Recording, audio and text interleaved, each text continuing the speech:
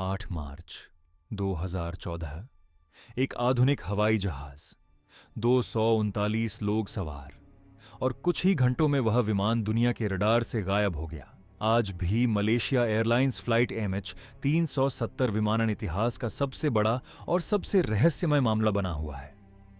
इस वीडियो में हम अफवाहों की नहीं, तथ्यों, समय रेखा और विज्ञान की बात करेंगे और समझने की कोशिश करेंगे कि उस रात वास्तव में क्या हुआ था। नमस्कार दोस्तों, आप देख रहे हैं इतिहास के पन्ने। इस चैनल पर हम इतिहास और रहस्यों को शैक्षणिक दृष्टिकोण से समझाते हैं। यह वीडियो केवल जानकारी और शिक्षा के उद्देश्य से बनाया गया है। फ्लाइट MH370 की मूल जानकारी। Airline Malaysia airlines flight number MH370 विमान, बोइंग 777-200 यात्रा मार्ग। कुआलालंपुर से बीजिंग यात्रियों और क्रू की संख्या 239 बोइंग 777 को दुनिया के सबसे सुरक्षित विमानों में गिना जाता है। आखिरी संपर्क उड़ान का समय 12:41 रात। आखिरी रेडियो संदेश गुड नाइट मलेशियन 370। इसके कुछ ही मिनटों बाद ट्रांसपॉन्डर बंद हो गया, नागरिक रडार से संपर्क टूट गया। यहीं से इस रहस्य की शुरुआत होती है। विमान का रास्ता बदलना। सैन्य रडार के अनुसार विमान ने तय मार्ग छोड़ दिया, पश्चिम की ओर मुड़ गया, अंडमान सागर के ऊपर उड़ता रहा। इससे यह स्पष्ट होता है कि विमान अचानक दुर्घटनाग्रस्त नहीं हुआ। वह कई घंटों तक हवा में नियंत्रित था। सैटेलाइट डेटा क्या बताता है? इनमारसाट सैटेलाइट से विमान के हैंडशेक सिग्नल मिले। हर घंटे संपर्क बना रहा। इन संकेतों से अनुमान लगाया गया कि विमान का अंतिम स्थान दक्षिणी हिंद महासागर था। यह डेटा प्रत्यक्ष नहीं, लेकिन खोज की दिशा तय करने में सबसे महत्वपूर्ण साबित हुआ।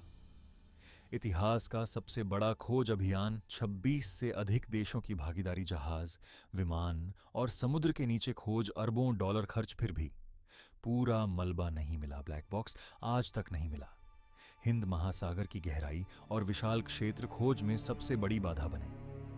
मिले हुए मलबे का सच 2015 में अफ्रीका के रियूनियन द्वीप पर विमान का एक हिस्सा मिला। जांच में पुष्टि हुई यह MH370 का ही हिस्सा था, लेकिन पूरे विमान का ढांचा नहीं मिला।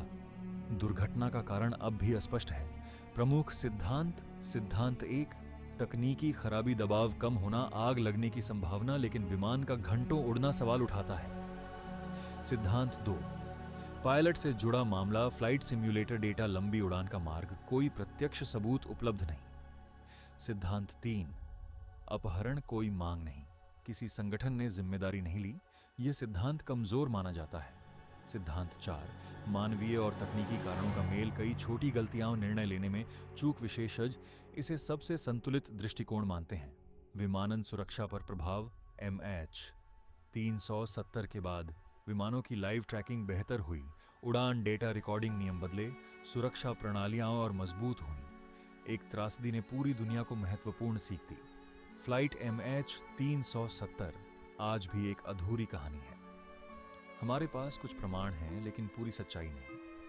यह मामला हमें सिखाता है कि हर रहस्य डरावना नहीं होता। तथ्यों और धैर्य से सच्चाई के करीब पहुंचा जा सकता है। आपके अनुसार MH370 के मामले में कौन सा सिद्धांत सबसे अधिक तार्किक लगता है? कमेंट में अपनी राय जरूर लिखिए।